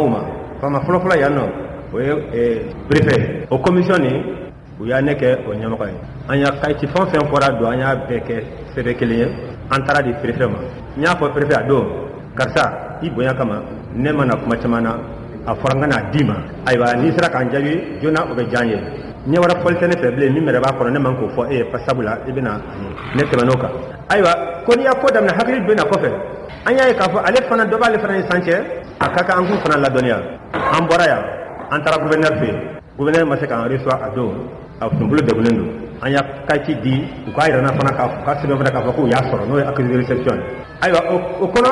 ango directeur de cabinet mo rencontre ba faye an de kundana an tunana kumina ni kundo ante lettre ni kono kanko parce que kono ko o yale kanyamo ko de tayi anta fale nga akado ka ko anana ni ndela anya fa ko a ko kumbe kati ko mbakala ngoba ka ko motna ngai fura ina la jonade yana kata ka bulbe abuluda anda no aya anya e fana ko ndamna to ko ni mata de foka sa dana frontière ou se kay kumbe parce que anya muye Mali kono ñoo de foka bi démocratie nana France démocratie style nana en fait akara voyoucratie ani médiocratie voyou de be je ka parti politique formé nangolo be soro sawa go srawta ka an negen fantani mana min ibana kemeta de mi ma beta gote ye ko détail mette moka anya ci ministre de l'administration territoriale ma aya accusé de réception ke anya ci premier ministre ma accusé de réception anya ci vérificateur ma accusé de réception anya kalo kele ngam shima anjabi kuna sini ne ya seben do ke anya min ci de ñoo bayé ne ko sebe mi se ka publier journal kono indépendant ya publier o kɛra fama de y'an wele wulada fɛ n'o ye vérificateur général ye ayiwa pour que ka kumana surunya kɛ n bɔra vérificateur général fɛ sangada in na an y'a ɲɔgɔn kuma ɲɔgɔnya o fana laban mana kɛ min ye o kɔrɔ ka m'o ɲɛfɔ ɲɔgɔn na fama dɔ fana y'an wele o kɔfɛ n'o ye avocat dɔ ye maître Gakou a ko n y'a min kalan nin ye ni yɛrɛ de bɛ ne intéressé o tuma aw k'a dɔn an bɛ aw kɔ dɛ ne bɛ aw kɔ ne ka cabinet bɛ aw kɔ wa ne ka cabinet bɛ aw ka disposition na a ka di n yɛrɛ kati n ka se kati bi a ka kɛ ɲɛ na ni ma se n bɛ mɔgɔ ci ka na ayiwa a ko sabu aw bɛ ka fɛn o fɛn kɛ nin kayiti in kɔnɔ nin ye nin de y'a Mali tiɲɛ bi n'an tɛmɛn'o kan 25 décembre 2021 an y'a commission sigi commission ka baara nin bannen n'o hakɛ filɛ ne k'o fɔ ye an y'a ɲɔgɔn o kɔfɛ 19 février la conseil de kelen in na ye o 25 février la baara minnu kɛra an y'o ɲɛfɔ an y'a ɲɔgɔn bilasira a y'a ɲɔgɔn ye kelen réunion kɛla ko i komi aw cira aw taara sɛbɛn di aw ma jaabi an b'a ɲin'a fɛ n'an bɛ waleya kɛ a ye segin u ma tuguni k'a f'u ye an nana se aw ma mun na aw man jaabi o dɔ la an y'a commission dɔ sigi sen kan mɔgɔ mugan an y'a yira k'a fɔ o tuma na nin min bɛna ɲininkali kɛ nin ye min kɛra président commission o bɛ yen nka an ka kuma lasela ɲini n'o ye porte parole o bɛ kɛ an bɛɛ la maakɔrɔba ye n'o ye Aidara ye an taara commandant n'o ye préfet ye a y'a an reçoit juma tɛmɛnen seli fana tɛmɛnen an y'a a ɲininka mun na a ma an jaabi kama bɔ sisi ma bɔ kalo kelen o tɛ faama ka sariya ye a ko an ma ko ale tun bɛ ka ɲɛɲinini kɛ a tun bɛ ka ko jate minɛ a bɛna an wele cogo min na wali n'a bɛna an jaabi de a ko ale tun bɛ fɛ k'an wele de k'an sigi an ka kuma an y'a ɲininka an ka kuma cogo di a ko aw y'a minnu fɔ nin ani minnu a y'a sɛbɛn ci minnu kan nin ne tun b'a fɛ ni ka se k'u wele k'u sigi ka aw fana sigi an ka dɔ fɔ ɲɔgɔn ye a ko n'o tɛ aw b'aw jo fɛ koyi an y'a yira la kuma na surunya na an ko karisa ninnu a y'a ɲininka fɔlɔ est-ce aw ni ninnu kumana wa a y'a waleya kɛ minnu b'a dɔn ko aw bɛ wa an yɛrɛ la k'a fɔ kabi maire sigira don min na o kalo kelen kɔnɔ an ye lettre ci a ma k'a fo k'a ba ka ala fo k'a yira k'a fɔ a y'a fɛn min sɔrɔ nin ye ala ka sababu don a k'i jija ani kɔrɔlen kana kɛ kelen ye an y'a fɔ a ye a kan ka baara fɛn o fɛn kɛ dugu développement la u ka ɲɛtaa la an y'a bɛɛ sɛbɛn ka d'a ma lettre bɛɛ bɛ n kun ya o de kama n'a bɛɛ nana an y'a détaillé sifinw ka sira fɛ kalan ka sira fɛ dɔnko ni segu ka sira fɛ dugu yɛrɛ siraw ka sira fɛ sugu ka sira fɛ fɛn minnu tun bɛ kɛ kati yan n'o tun ye kati tɔgɔ bɔ mun tun don san o san foire tun bɛ kɛ kati kɔnɔ yan mali bɛɛ tun bɛ na o foire la yan mɔgɔw tun bɛ na bɔ bamakɔ de ka na sanni kɛ kati yan bi katikaw de taa sanni kɛ bamakɔ ka na feere kati kabako dɛ mun wɛrɛ don mairie ka sababu kɛ mun ye kɔbolo tɛ bilen fala tɛ bilen foro tɛ bilen o tuma a bɛ mun de kɛ sa minnu y'a yɔrɔ san olu ka gardien ou bien k'o wari minɛ k'o dun k'aw sigi katikɛrɛw de an tɛmɛnen kɔ o la an y'a f'a ye karisa komi ko k'e b'an sigi an y'an ba sigili ma fɔlɔ ne ko n ko an y'a san 5 an bɛ ka kuma nin fɛ o a sigilen kɔ o lettre an y'o ci a ma a m'o jaabi camion baw ka jɔli yan an y'a sɛbɛn a man jaabi an ko ayiwa décembre la an y'a lettre ci a ma lettre la a b'a fɔ ko pétition mɔgɔ 300 de y'a signé o mɔgɔ 300 fana u bɛɛ ka téléphone b'a kan ayiwa an ka décembre 25 décembre réunion don min taara n'o kumana mairie tɔgɔ la o y'a sɛbɛn kɛ tan k'a kɛ n'a fɔ sɛbɛn kɔrɔ kirikara de don a ko nin ye mun ye i komi n'a sɔrɔ an taara an sigi de an ka so kɔnɔ ka mɔgɔw tɔgɔ sɛbɛn ka numéro fu kɛ a dun bɛɛ kelen-kelenna bɛ se ka wele parce que an y'a f'u ye n'i b'a signé a signébaga caman bɛ salle nin kɔnɔ yan n'i y'i tɔgɔ sɛbɛn i b'a signé i b'i ka numéro téléphone d'a kan a kana fɔ ko namara don e ma se ka taa dɔwɛrɛ kɛ fo ka t'i sigi anw yɛrɛ ɲɛna k'an ka sɛbɛn lagosi o kɔrɔ ye mun ye nansarakan na fɔ ko tu as du mépris pour nous i m'an filɛ dɔwɛrɛ a bɛ hakɛ to dɛ i m'an filɛ dɔwɛrɛ ni bo tɛ an y'a nin ɲɛfɔ commandant ye koyi an ka kuma laban kuma na an ko commandant an y'a min daminɛ nin a tɛ dabila koyi an kɔni bɛ i lasɔmi i k'i ka polisiw lasɔmi parce que e de ye administration ka ɲɛmɔgɔ ye yan i ka polisiw lasɔmi commissaire de police i ka gendarmerie lasɔmi i ka tribunal lasɔmi bɛɛ k'u sigi n'a ye n'an wulila don o don an t'a fɛ ka polisi ye ko i bɛ an ni tɔɔrɔ sabula an ka droit ye min ye an bɛn'o de ɲini mairie la don an tɛ tiɲɛni ka tasuma bila foyi la mais i k'a dɔn n'an wulila don min na an bɛna an ka droit de ɲini mairie la o don a fɔ polisi a fɔ gendarme ye a ko a tɛ se o la sabula polisi n'u gendarme hali n'u nana yan u bɛna ka na kɔlɔsili de kɛ n ko o ka da kɔlɔsili ma sabu a ma fɔlɔ yan 2013 la an y'a BMC ka kɛlɛ kɛ yan Fadira fɛ o taara ka taa mairie da la minɛ ni polisi ye o tuma na o tun ye o compteur ni yɔrɔ ye bi an ko a ma n'an bɔr'i fɛ yan an bɛ taa conférence de presse kɛ i ya min fɔ an ye an b'a fɔ dɛ an y'a min f'i ye an b'a fɔ dɛ an bɛnna min kan an b'a fɔ dɛ ni anw ni nin bɛ segin fɛ yan an mana sigi yan an b'a f'u ye de aw y'a min kɛ a man ɲa bi a man ɲa sini a tɛ bɛn bi a tɛ bɛn sini aw ni kaso de ka kan aw n'an ka mairie bureau man kan a ye taa a ye kɛnɛ bila a ye wala sɛbɛn n'a sɔnn'o ma ayiwa an bɛ ban ye n'a ma sɔn ma fana ayiwa o tuma na an bɛ taa ɲɛfɛ n ko tuma na an y'a a ka bonya lase a ma ka yafa ɲini an fɛ o de y'a an lase yan bi n'an ko k'an bɛ conférence koloba in yɛrɛ k'an bɛ ko in de ɲɛfɔ dɔɔnin mɔgɔw k'a faamuya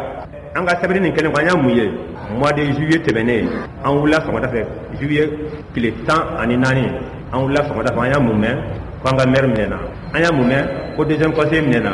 ayiwa ko troisième conseil minɛna ko deuxième conseil de kɛra maire nɔnabila ye tile 2 tile 3 dɔgɔkun kelen ko deuxième conseil yɛrɛ fana minɛna premier conseil yɛrɛ fana minɛna o kabini ala ka mali da nin y'a siɲɛ fɔlɔ de ye mali kɔnɔ nin y'a siɲɛ fɔlɔ ye mali commune histoire kɔnɔ nin y'a siɲɛ fɔlɔ de kati kɔnɔ nin y'a siɲɛ fɔlɔ ye kati commune histoire kɔnɔ nin y'a siɲɛ fɔlɔ ye mali décentralisation kɔnɔ maire premier adjoint deuxième adjoint troisième adjoint olu bɛɛ ka minɛ u minɛna mun na k'u y'a yurugu kɛ k'u y'a dugukolo nangam k'u y'a wari détourné ayiwa u y'a mun kɛ u y'a kalo 2 kɛ kaso la u bɔra an y'a kayiti ci maire ma k'a fɔ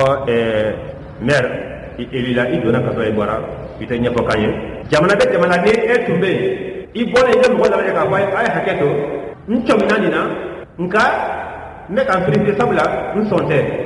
o tuma ne bɛ wala sɛmɛ fɔlɔ fo n ka jɛya tuma min na ni jɛya tuma min na n bɛ na nɔ la n ko o de sariya ye e m'o kɛ n ko ni aw m'o kɛ aw bilara cogo di aw bilara mun de la aw bila kun ye mun de aw bilara mun de kama aw bilara hakɛ jumɛn de kama i m'an jaabi nka an ka conférence min kɛra 25 décembre 2021 na deuxième conseil min nana dɛ n'u ba k'an jaabi dɛ ale de k'o don k'u bɛ liberté provisoire la ladalen do fɔlɔ o kɔrɔ ko an ladalen do fɔlɔ nka tribunal ma tila n'an ye fɔlɔ e y'i ban ka anw jaabi o mais bi e nan'i sigi anw ka kɛnɛ kan k'a fɔ an ye k'aw bɛ liberté provisoire ne tun y'o sɛbɛn o can ma don an dun nana faamuyali kɛ wa a m'o jaabi o tuma na an bɛ yɔrɔ min na bi olu labilalen olu bɔra an bɛ bɔ mun kalama u taara ɲɔgɔn ye kalo kelen o kɔfɛ Kulikɔrɔ gouverneur ka bureau kɔnɔ ka bɛn ko kan u bɛna mun kan ko ka baarabolola dɔ di premier conseiller ma u ka bɛn u bɛnn'o kan u nana o baarabolola min dira premier conseiller ma ko assainissement o dir'o ma a b'a kɔlɔsi kabini u nana ka bɔ yen nɔ n'o dira premier conseiller ma a bɛ fɔlikɛlaw ye gudɔrɔnkɛrɛ la sisan mun wɛrɛ don dunta ɲini yɔrɔ de don o tuma a kɛra gato de ye sisan an b'a tila ni ɲɔgɔn cɛ ko de ko arajo nin bɛ kɛnɛ min kan arajo nin sigiyɔrɔ tɛ muso ka yɔrɔ de don o muso ka yɔrɔ nin ale ye o yɔrɔ de kɛ a ta ye o terrain a ta ye o zone bɛɛ de tun tilalen don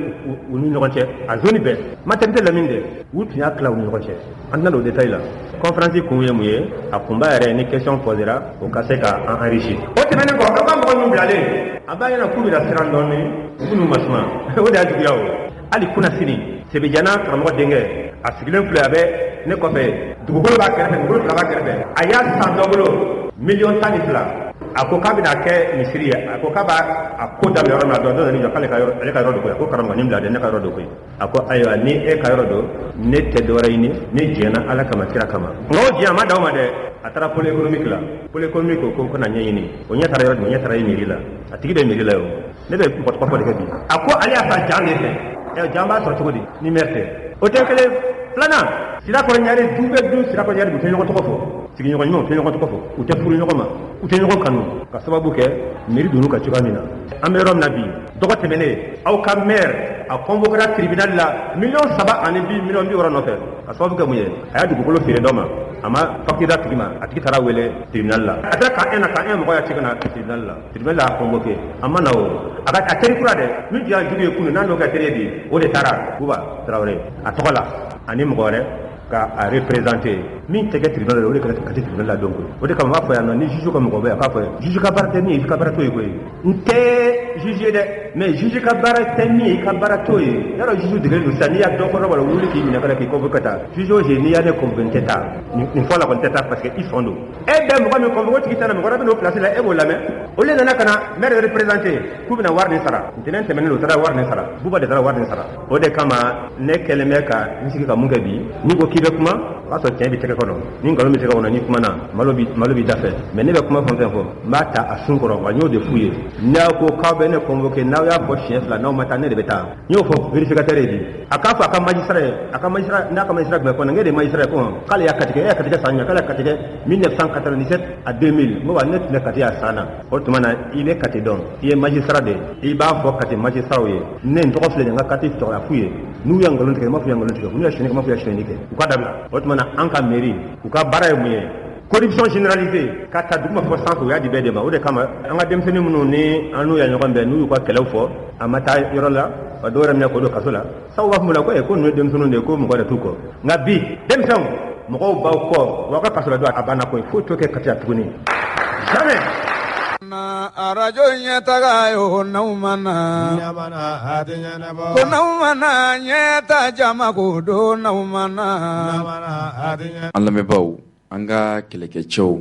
n'o ye faamaw ye u ka wulikajɔ ni cɛsiri a fanga ka bon kosɛbɛ ka ɲɛsin mamurucilenw ma ka sabu kɛ olu y'a jira k'a fɔ u ka hakilinaw na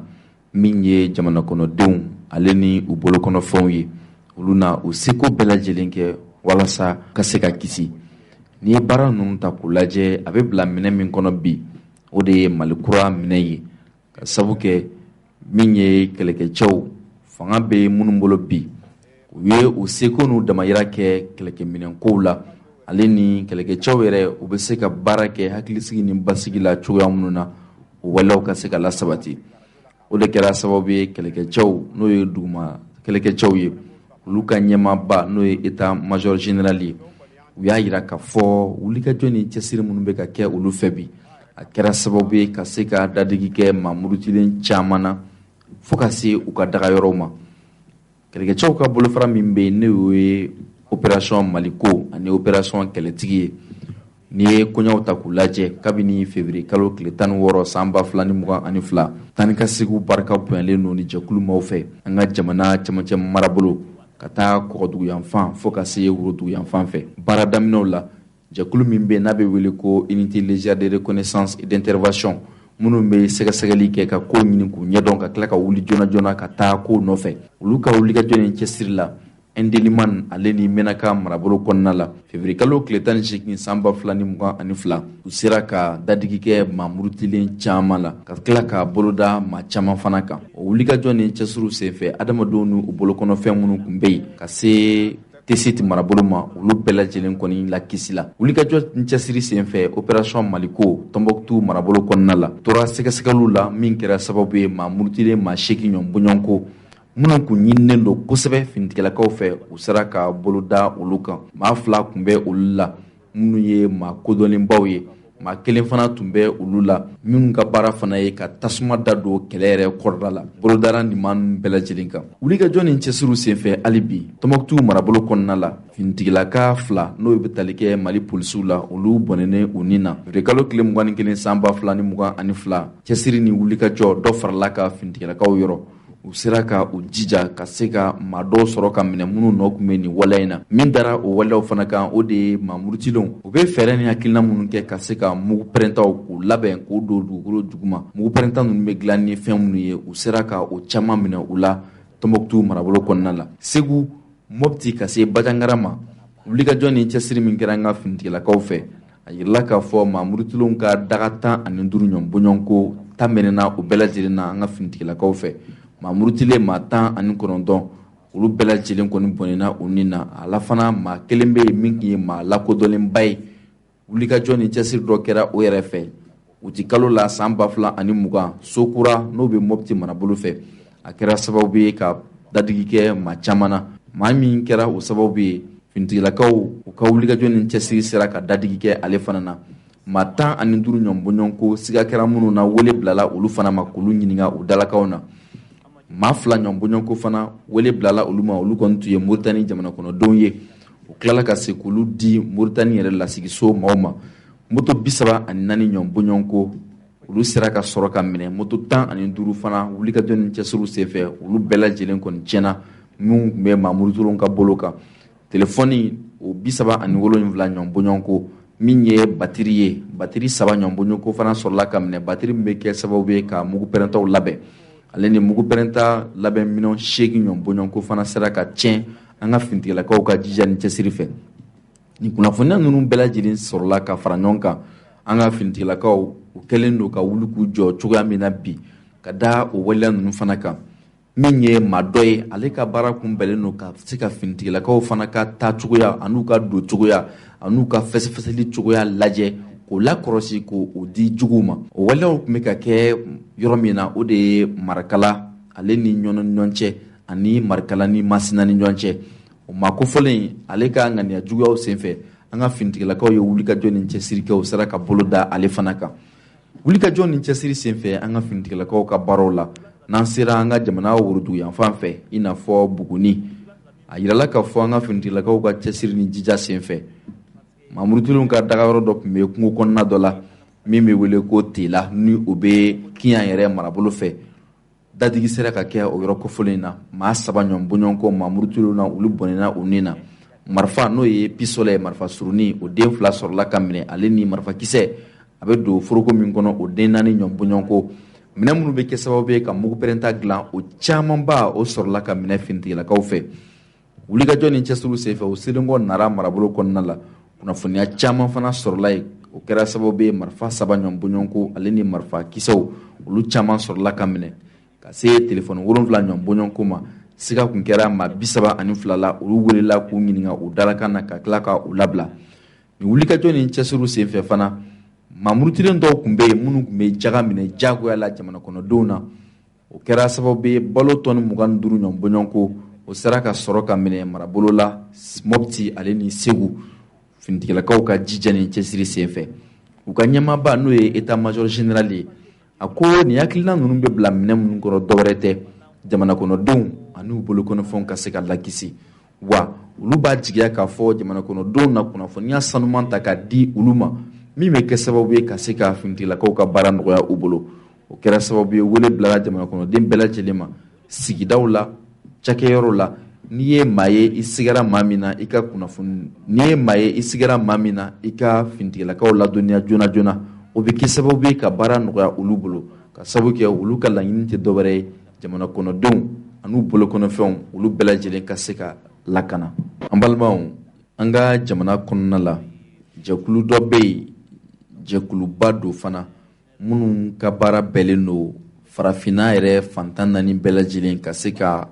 an fara ɲɔgɔn kan an ka se ka don da kelen fɛ ka bɔ da kelen fɛ bɛn ni basigi ni kolosuma ka sabati farafinna wa farafinnadenw u ka don da kelen fɛ ka tila ka bɔ da kelen fɛ ka sanga ni o waleyaw ye u ka jɛkulu bolofara min bɛ farafinna tilebiyanfan fɛ olu ye barosigi kɛ ka se ka ɲɛfɔli kɛ malidenw ye hakilina ni laɲini min bɛ olu la ka ɲɛsin farafinna gun yɛrɛ ma olu fana ka seereyaw an ka jango lamɛn ɲɔgɔn fɛ. Ne tɔgɔ Mahamadu Jwara an bɛ lajɛ min na nin ye lajɛrɛba ye min bɛ farafinna jamanaw ka jamanaden cɛsirilenw fara ɲɔgɔn kan walasa an ka hakili jakabɔ kɛ an yɛrɛ ka mara taabolo kan ani an ka mara kɛcogo kan walasa jamanadenw bɛ se ka nimisi wasa sɔrɔ baara kelenw na mara taabolo la farafina an y'a wele Assemblée citoyenne des peuples de l'Afrique de l'Ouest ayiwa nin hakilina in a bɔyɔrɔ ka jan kosɛbɛ ka d'a kan depuis an ka jɛkulu n'o ye Union des jeunes pour la paix la nation africaine ye depuis a sigi kuma jɛkulu don jɛkulu mun y'i cɛsiri farafinna ka kelenya ani lakanabaliya kɛlɛli basigi baaraw kɛli ani an ka fara ɲɔgɔn kan o sabatili sira baara caman kɛra jateminɛ caman kɛra sɛgɛsɛgɛli caman kɛra ɲinini caman kɛra walasa an ka faamu jɔnjɔn sɔrɔ an ka mara taabolo la gɛlɛya minnu bɛ an ka jamanadenw kan olu faamuliko ɲuman ani fɛɛrɛ minnu bɛ se ka latigɛ walasa an ka bɔ a kɔnɔ o jaabi ninnu na ni ɲininkali wɛrɛw ye o ɲininkaliw y'a jira k'a fɔ ko jamana ninnu kelen kelenna si tɛ se ka i jɔ i dama na k'a fɔ k'a bɛ fɛɛrɛ latigɛ min bɛ se ka na ni ɲɛnabɔli kuntagalajan ye donc a ka kan an bɛɛ ka fara ɲɔgɔn kan farafinna tilebiyanfan jamanaw an ka fara ɲɔgɔn kan ka hakili jagabɔ kɛ ɲɔgɔn fɛ jaabi minnu mana sɔrɔ a ka kɛ jaabi ye min faamu bɛ bɛɛ lajɛlen bolo ani fɛnɛ an bɛna kɛwale minnu kɛ an bɛna baara minnu boloda an ka bɛn olu baaraw kan baara ninnu bɛ kɛ walasa laɲini minnu ka sabati an ka jɛ k'o laɲini ninnu fɔ ɲɔgɔn ye bɛɛ k'i i fanga don bɛɛ k'i hakili don bɛɛ k'i ka nafolo don walasa farafinna ka yɛrɛma hɔrɔnya an ka yiriwa an ka basigi a ka bɔ an yɛrɛ la ni maa b'an dɛmɛ a ka dɛmɛ ka kɛ farankan ye nka an kana an jigi da a tigila mɔgɔ kan k'a fɔ k'ale de bɛna an bɔ bolo la ka d'a kan an yɛrɛw bɔra minnu na an bɔra maaba minnu na jamanaba min dira an ma tiɲɛ na o jamana lahala a n'a ka histoire o ni nin taabolo tɛ bɛn n'i y'a jateminɛ an filɛ diɲɛ mun kɔnɔ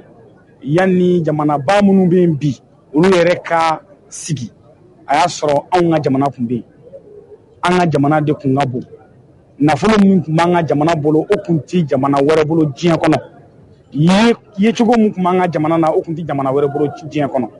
n'an bɛnbaw sera k'o kɛ fɛn t'an bali an fana ka se k'o kɛ gɛlɛya bɛ na maa bɛ se ka bin taama na nka min ka gɛlɛn i ka se ka wuli ka jɔ wa an bɛ taama mun na teliya taama tɛ boli taama tɛ taama kuntagalajan don waati dɔ i bɛ se ka sumaya waati dɔ i bɛ se ka ɲɔngiri nka i ka fanga sɔrɔ ka wuli k'i jɔ ni ala faralan kan an ye karama sɔrɔ cogo min kɔrɔlen an bɛ se ka segin o karama kelen ma ka d'a kan danbew bɛ yan fanga bɛ yan hakilina bɛ yan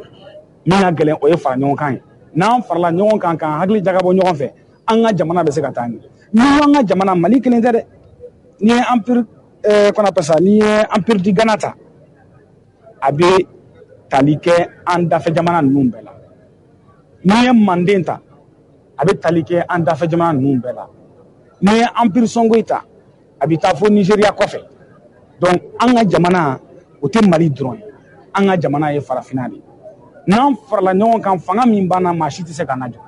wa ala yɛrɛ de barika di jamana in ma ka d'a kan n'i ye diɲɛ yɛrɛ ta ala ye nafolo nafalafɛn minnu bila an ka jamana dugukolo jukɔrɔ ani an ka jamana dugukolo kɔnɔna na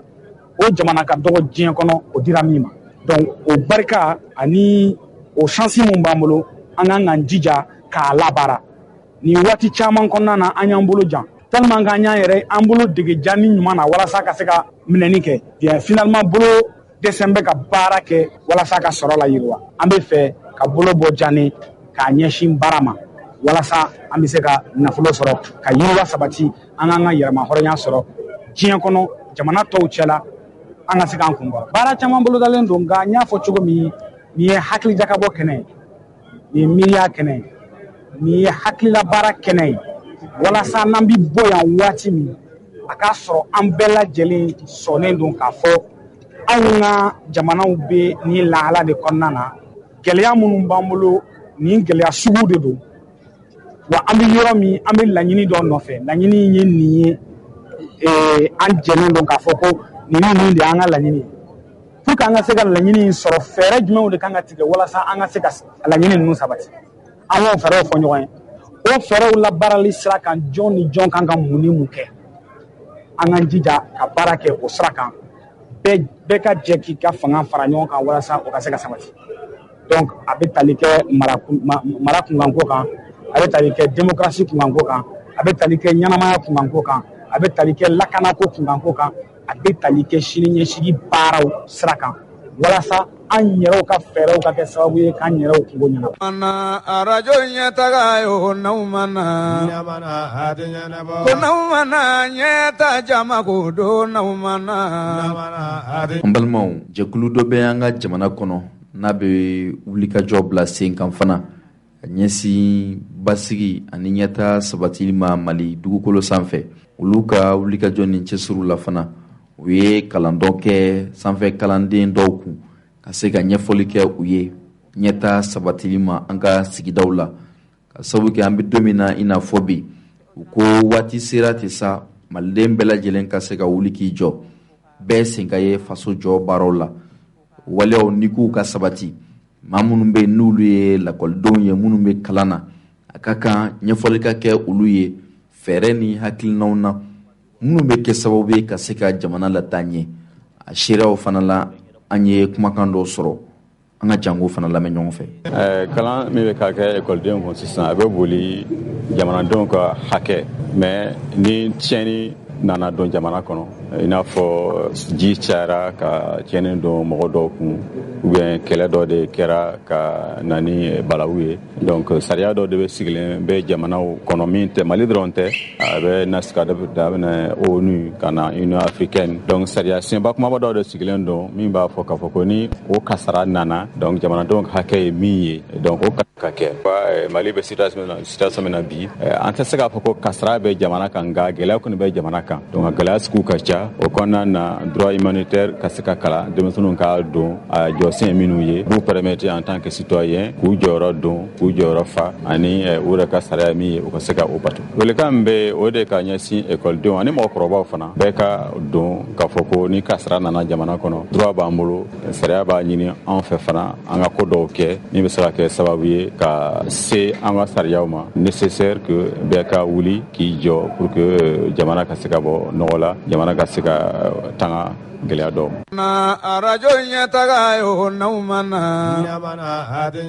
ko n'aw ma na ɲɛta jama ko don n'aw ma na. An lamɛnbaaw jɛkulu min sigilen don ni foroba cakɛbɔda don ka ɲɛsin lakana ma baganw ani dumuni koɲaw yɔrɔ o ɲɛma fana ye kunnafonidilaw wele ka barosigi kɛ ni u ye ka se ka ɲɛfɔli kɛ hakilina ni laɲini min bɛ olu la ka sanga ni lakanako ye ka ɲɛsin sumanw forow ale ni baganw ma u ka wulikajɔ ni cɛsiriw senfɛ u ko waati tɛmɛna jija ni cɛsiri fanga kun ka bon olu yɔrɔ kosɛbɛ ka ɲɛsin waleyaw ma waleya minnu bɛ kɛ sababu ye ka dadigi kɛ sumanw na i n'a fɔ tigɛ kaba pomme de terre o n'a ɲɔgɔnna caman ka sababu kɛ n'i ye nin fɛn ninnu ta k'a lajɛ dunfɛnw de don wa bana bɛ se ka don u la k'u tiɲɛ fɛɛrɛ ni hakilina min bɛ olu bolo ka se ka dunfɛn ninnu lakana a ye ɲɛfɔli kɛ o la nka an bɛ don min na i n'a fɔ bi a ko gɛlɛya dɔ bɛ olu kan ka sabu kɛ waatiw tɛmɛna i b'a ye k'a fɔ kɔnɔw k'u gɛn ka bɔ sumaw na walima ka tɔnw gɛn ka bɔ sumaw la o bɛ kɛ ni hakilina ni laɲiniw ye ni pankuru bɛ i bolo pankuru min bɛ wuli sanfɛ k'o baaraw kɛ nka ko an bɛ don min na i n'a fɔ bi pankuru tɛ olu ka bila la min bɛ se k'o baaraw kɛ o nana ni gɛlɛya caman ye nka min ye fɛnw ye fɛn ɲɛnama minnu bɛ kɛ sababu ye ka sumanw tiɲɛ olu ye wulikajɔ bila sen kan fɛn caman bɛ olu bolo min bɛ o fɛn ɲɛnama ninnu kɛlɛ a ɲɛmaa ka kɔrɔfɔliw la an ka jango fana lamɛn ɲɔgɔn fɛ. sigi k'a fɔ ko olu de bɛna an ka service tanni a gérer olu de bɛna décision ta walasa a bɛ se ka taa ɲɛ cogo min na donc an bɛna ɲɛfɔli k'olu ye baara min sera ka kɛ san 2021 kɔnɔna na ani an bɛna baara minnu boloda san 2022 kɔnɔna na o de ɲɛfɔli bɛ yen bi gɛlɛya minnu sɔrɔla wari minnu bilala an ka compte la an sera ka baara jumɛn de kɛ n'a ye wari min a ye labɔli kɛ wa a ma labɔli kɛ wa bɔrɔdali dɔw kɛra salon u ye fɛn dɔw fɔ an ɲɛna n'an b'a fɔ ko recommandation an sera k'olu lawaleya wa ou an ma se k'u kɛ wa donc tɔnsigi de kun y'o ye. Kɛɲɛ ni san 2001 san tɛmɛnen baaraw ye aw bɛ se k'a fɔ a ye nimisiwasa sɔrɔ aw ka baara la wa. oui an bɛ se k'a fɔ an ye dɔ sɔrɔ a la ka da mun kan tuma min n'a bɛ tiɲɛni kɛ an ka sumanw a bɛ dankari an ka sumanw na kaba a b'a tiɲɛ a bɛ keninge tiɲɛ a bɛ saɲɔ tiɲɛ i y'a faamu o tumu min an sera ka nin y'a san 3 ye fura b'an bolo fura nin tɛ kɔci i y'a faamu a bɔra waati ni waati o waati fura b'an bolo k'a kunbɛn donc o kɛra an bolo nisɔndiyaba ye donc o kɛra sababu ye ka caman bɔ tumu ni kɔlɔlɔ la a caman bɔ la donc a ma se ka tiɲɛni kɛ ɲina o y'an ka nimisiwasa dɔ ye nka yɔrɔ dɔ bɛ yen kɔlɔlɔ kɛlɛli an ma se ka fura ɲɛnama sɔrɔ olu kɛlɛ ka nimisi wasa donc yen yɔrɔ la an nimisi ma wasa kosɛbɛ parce que an ka fura dɛsɛra kelen ye bon anw ma baara kɛ ni avion de ye nka avion t'an bolo a bɛ san yɛlɛma bɔ sanu donc yɔrɔ dɔw bɛ yen nɔ i tɛ se ka taa cogoya si la ka taa kɔnɔw kɛlɛ ni sanfɛ bɔlifɛn ti bɔ donc fana o y'an ka laɲini dɔ ye an nimisi ma wasa yɔrɔ la ani fɛn wɛrɛ bɛ yen nɔ min ye banako ye banako nin fana filɛ nin fura t'an bolo ka se ka bana ninnu kɛlɛ a dɔnniya bɛ yen nɔ an b'a dɔn fɛn minnu kan ka kɛ nka a fura tɛ an bolo. Suman bana wa. Suman bana dɔn parce que pomme de terre bana bɛ yen i y'a faamu an ka furu ninnu caman jiriden ninnu olu caman banaw de don i y'a faamu donc o de fura tɛ an bolo ka lamara ka se ka u kɛlɛ fɛn min bɛ na ni bana ye champion ni bactéries ani virusiw ka se k'olu kɛlɛ olu fura tɛ an bolo nka an y'a plan dilan sisan parce que Sikaso mara lajɛ n bɔra k'a fɔ sisan k'a fɔ Sikaso mara la problème dɔ bɛ yen nɔ i y'a faamu tiɲɛnikɛfɛn dɔ bɛ yen nɔ n'an b'a wele ko champion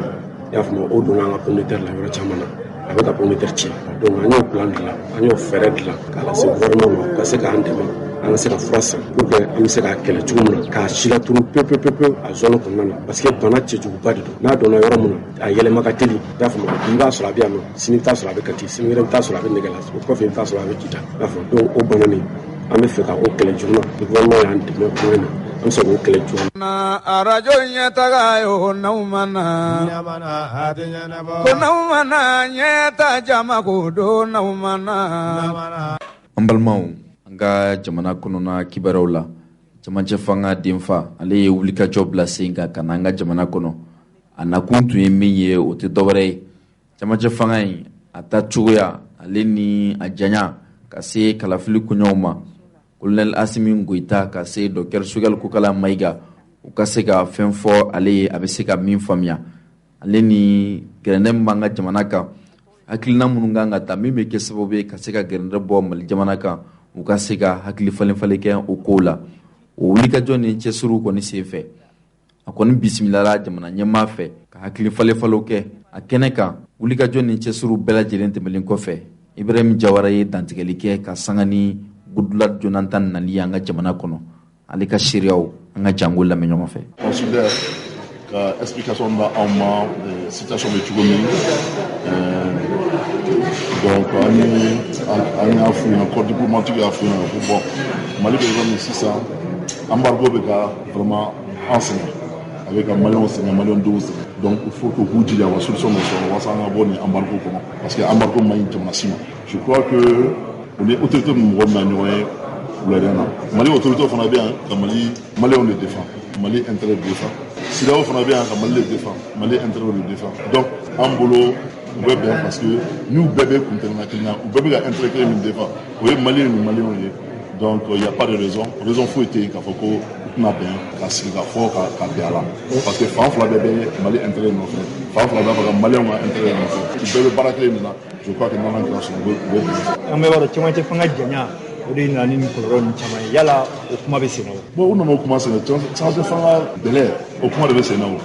donc o kuma de bɛ sen na. An y'a kuma kɛ yan. wa a y'o de ɲɛfɔ an ye cɛmancɛ fanga parce que point de discours ye cɛmancɛ fanga de janya de nɔfɛ donc je crois que n'u ye ɲɔgɔn ye u bɛ sɔn ka bɛn a la n'Ala kira sɔnna ma an bɛɛ b'o de nɔfɛ pour an bɛ gɛlɛya min na an ka b'o de la. na arajo ɲɛtaga yo n'aw mana ko n'aw mana ɲɛta jama ko don n'aw mana. An lamɛnbaaw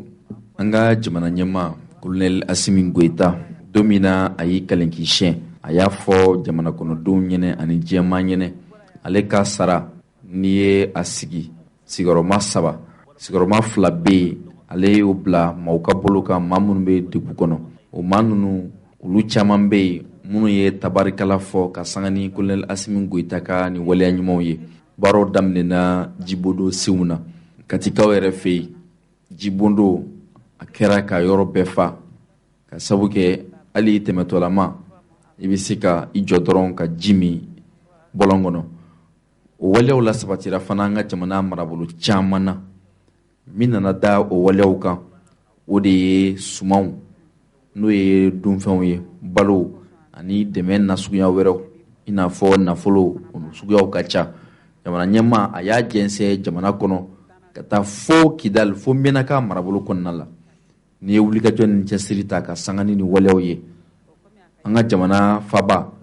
sigida 6 de bɛ yen ka daminɛ sigida fɔlɔ ka se fo sigida 6nan na u ye wulikajɔ bila sen kan fana ka tila ka dɛmɛ ta ka ɲɛsin o maaw ma. Maa minnu bɛ yen n'u bɛ degun kɔnɔ n'u ni dɛmɛ ka kan jamana ɲɛmaa ka wulikajɔ ni cɛsiriw senfɛ olu ye dɛmɛ sɔrɔ. Ko in yɛrɛ bɛɛ lajɛlen kalifalen don maa min na n'o ye jamana ɲɛmaa ka maa kɛrɛnkɛrɛnnen ye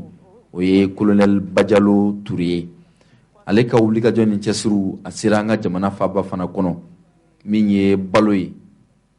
dunfɛnw ani tulu o n'a ɲɔgɔnna caman u y'a di maaw ma maa minnu n'a ka kan. A maaw fana ye foli ni tanuni ta ka tila ka duwawuba kɛ ka ɲɛsin jamana ɲɛmaa ma ka tila ka duwawu kɛ ka ɲɛsin jamana ma. An b'a jigiya ka fɔ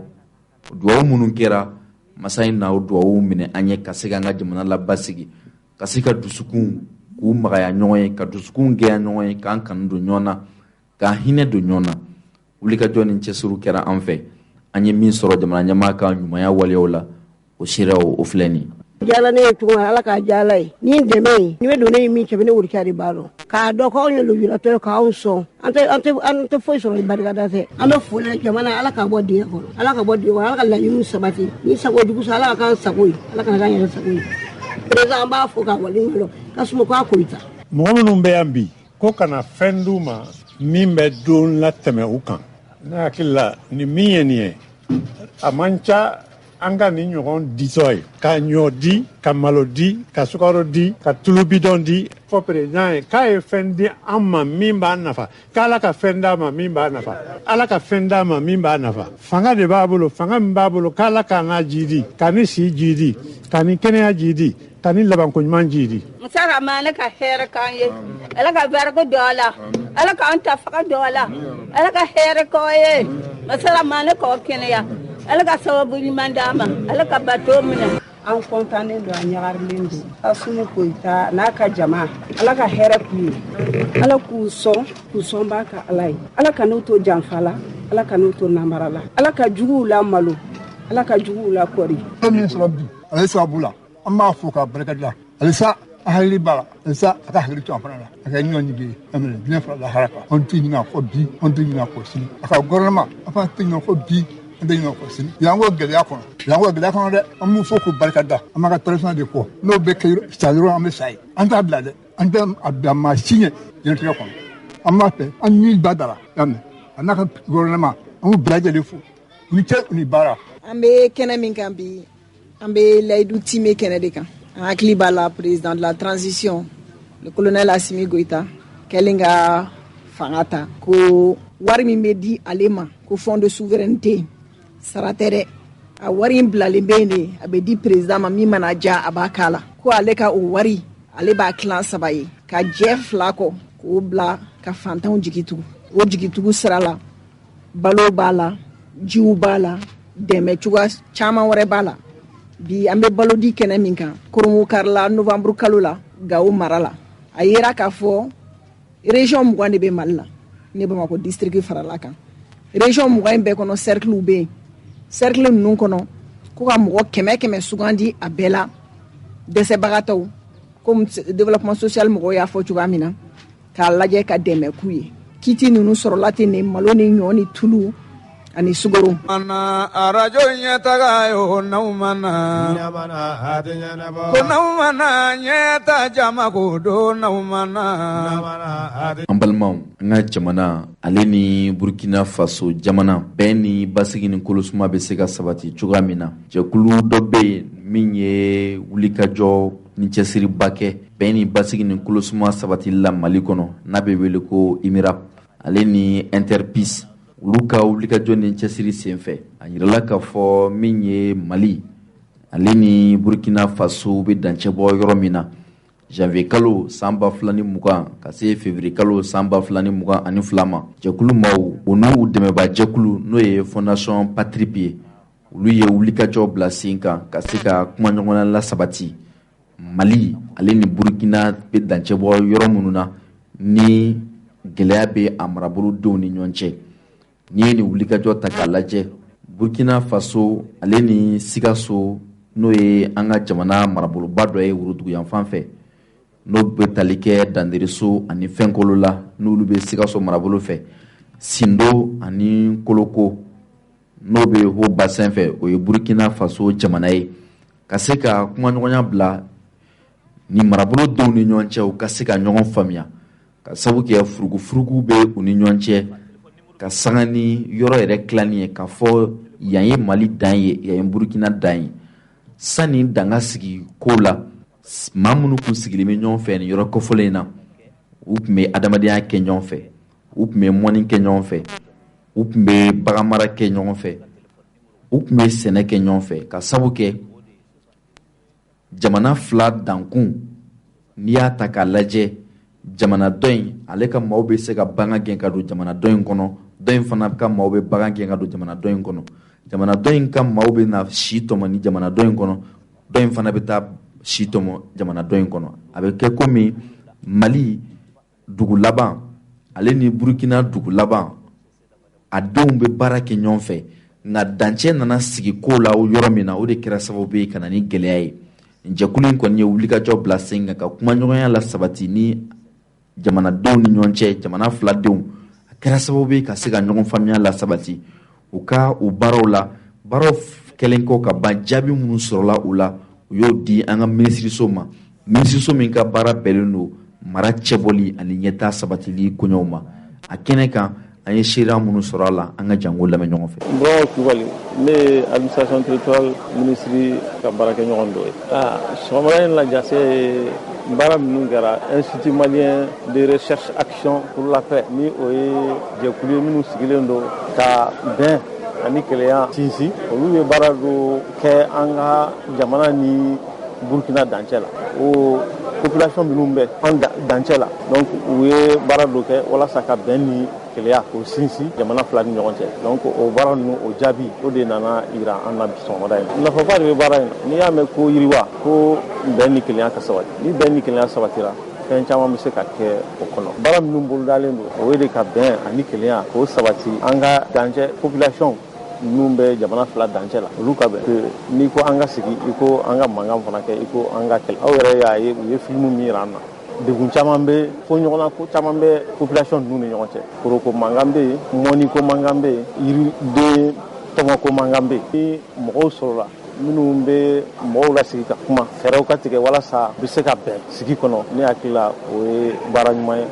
o bɛ bɛn ani kɛlɛya sinsin o bɛ yiriwa fana ko fɔ weleweleda kan min bɛ n bolo o ye de hali bi u ye baara min daminɛ k'u cɛ sira la an kɔni na anw ye jamana marayɔrɔ ko minisiriso ye an ka baara don an b'u kɔ an b'u dɛmɛ ni an se fɛn o fɛn ye an b'o kɛ walasa bɛn ni kɛlɛya o ka sinsin an ka population ninnu ni ɲɔgɔn cɛ an ka jamanaden minnu bɛ frontière fan 2 la a kɛra Burkina fanfɛla ye a kɛra Mali fanfɛla ye donc an ka bɛn sigi la an ka baara kɛ ɲɔgɔn fɛ an ka ɲɔgɔn faamuya walasa an bɛ se ka an ka jamanaw yiriwa ka bɔ nɔgɔ la. I bɛ se ka i bɔra ka mun fɔ ne ko résumé dɔɔni k'a ɲɛ aw ka bi ɲɔgɔn dalajɛ kan. Ne ba i ni ce i ka ɲininkali la. Ne tɔgɔ Madame Damele Fatumata Traoré ne ye nin projet in responsable ye IMRAF la. An ka bi ɲɔgɔnye in baselen don ka an ye baara min kɛ nin san 2 kɔnɔ ka an ye gafe min sɛbɛn n'o bɛ wele ko rapport officiel an ka bibi lajɛ ye o rapport in cari k'a jira mɔgɔw la an ye baara min kɛ nin san 2 in kɔnɔ n'o kun dalen don ɲinini kan o ɲinini kun ɲɛsinen don ka faamuyali kɛ funufunu minnu gɛlɛya minnu yɛrɛ bɛ Sikaso ni Burkina dugu minnu bɛ danbɔ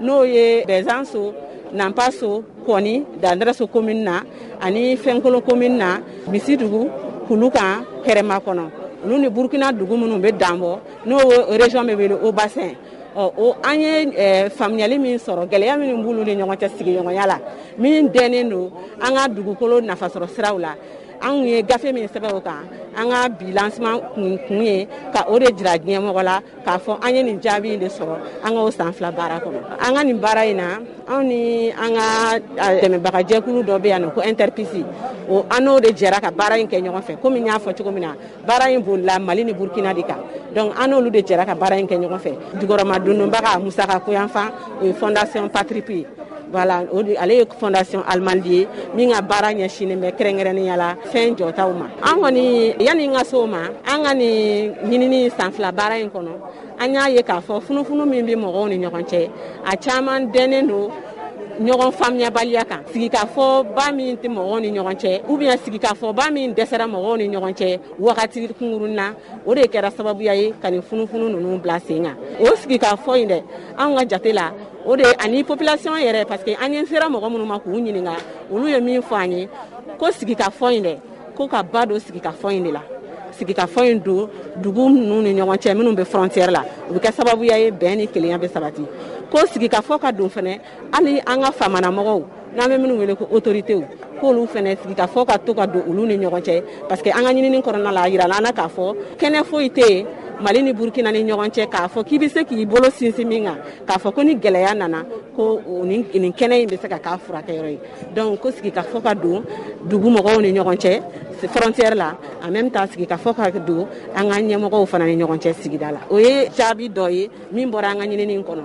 bon a jirala fɛnɛ k'a fɔ komi an ka dɛmɛbagajɛkulu in ale ka baara ɲɛsinnen bɛ fɛn jɔtaw de ma a jirala k'a fɔ yɔrɔ in projet in dagalen bɛ yɔrɔ min na projet baara kɛra yɔrɔ min na ko fɛn dɔw fana kan ka dilan n'o ye misali la siraw fɔra parce que pour que ka bɔ dugu dɔ la ka taa dugu dɔ la ko o kan ka dilan siraw ka dilan pour que gɛlɛya bɛ se ka ban mɔgɔw ni ɲɔgɔn cɛ u ka baara ye sɛnɛ de ye ko ka jiboli sira minnu bɛ yen n'olu bɛ se ka labɛn ka kɛ fɛɛrɛ ye jango u bɛ se ka daga sɛnɛ kan cogo min na bon u ye hali kalanko fɔ min ye baarako ta ye u bɛ se ka cogo di u bɛ se ka baara minnu kɛ n'o ye sɛnɛ ye ka kalan sɔrɔ min b'a to u bɛ se ka nafa sɔrɔ a la cogo min na kosɛbɛ u y'o fana fɔ u ye dɔgɔtɔrɔso fana ɲini n'o bɛ se ka kɛ frontière la u bɛ kɛ sababuya ye u bɛ don ka bɔ min kɛ ɲɔgɔn kan u bɛ se ka kɛ sababuya ye ka bɛn ni kelenya sabati nka u bɛ